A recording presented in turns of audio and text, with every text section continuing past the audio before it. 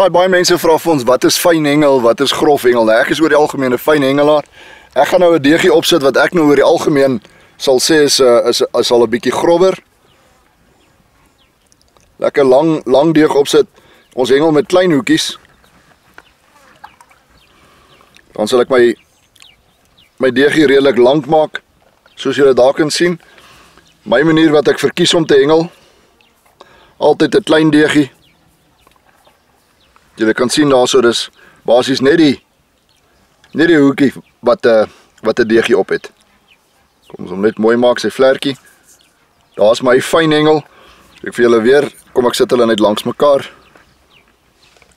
Vir my 'n bietjie fyner hengel, bietjie grower hengel. Jy kry ouens wat regtig baie groter dubbel dit opsit, ouens wat nog kleiner, maar ek dink dis omtrent binne die raamwerk. Ek is baie lief om so te hengel, maar baie keer werk dit beter, veral as jou wind waai dat jou ase groter is.